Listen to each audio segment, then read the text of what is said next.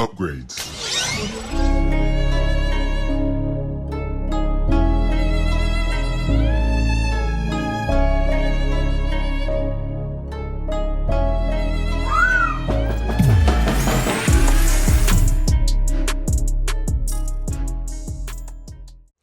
Hey, what's going on out there, everybody? It's the Sammy Leg here representing TeamJVS, here to give you guys another movie review. The name of this movie is called Junge. This is right now be available for Netflix. It is about roughly an hour and 35, hour and 40 minutes. The background of this is Junge is an amazing captain. She is fighting for her country. She also has a daughter that she is her life and breath. Now, granted, this takes place in the far future, think like 2130, 2140, and combat is insane at this point. Like, there are animatronic combat soldiers. There are, like, if you've ever seen Ghost in the Shell, that's a good prime example of what is capable. Like, there are androids, there are mechs, it's all over the place. Now, when we first see her, all of a sudden, she just stops. And you realize that she's not even real. And then it goes and it shows that actually her daughter, who now is much older, is being played by Kyung-soo, is trying to lead a team to come up with the perfect combat AI based off of what her mother's capability was. And that's all I can really say outside of that. The things that I'm gonna say that are the highlights of this is, one, the director, Sang Ho-young. If you've ever seen Train to Busan, or even the new Netflix series Hellbound, or Peninsula, which is a sequel to Train to Busan, he directed this, and it shows. Like, the scope of this is intense, because the thing is, one of the things I loved about Ghost in the Shell, like as the anime, is the scope, right? And then when we saw the movie, it was really cool and flashy, but it didn't feel, it was this grittiness that wasn't there. Like, it was very vibrant, it was very there, but it just, the pieces weren't there. There were moments and shots in this, whether it was the combat, whether it was the style of the mechs, or the cybernetic combat that was going on, like, it was full tilt, and I loved it. Like, it was so raw.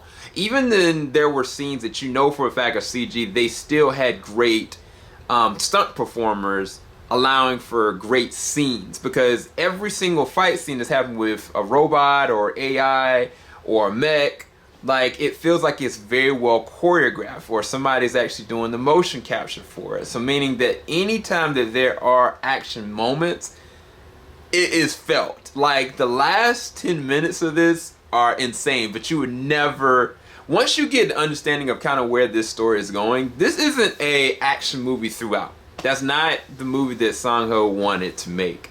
He actually wanted to make, you know, a war movie, a futuristic war movie, and the principles behind war, and also the casualties behind it, and what it does to a family, and what it does to heroes in general. Now, the highlight of this is definitely Kim hyun-joo is playing the role of Junge, and she's got to do a lot. Like, she's not only got to act, emote as though she's a human, but she also has to act and emote as a robot. And she's going back and forth with that, because she also is technically the AI they're trying to build.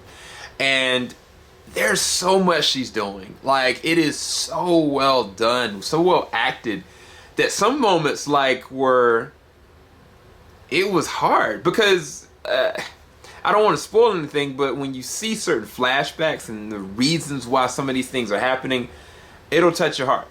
Now, the other thing that I think is a sleeper hit about this is the daughter. The adult daughter is played by Kyung-soo. She is on fire. She's amazing, because she's crippled with a lot of responsibility, guilt, grief, like pain, physical, emotional, and you see it all over her face, but at the same time she's still pressing and moving forward. The sad and amazing part about this is that Kang in May of 2022, she passed away, and this was her last role, and she's done amazing works before, and like without her presence in this movie does not hit anywhere near. And it doesn't. It's not to say that the other actors aren't doing well, because Ryu Kyung-soo is doing a really good job as the director. Like he plays this really eclectic, weird boss. And he's doing a lot. A lot of people are doing a lot of interesting things, but it's her performance that has to make every bit of your heart feel something for her relationship with her mom.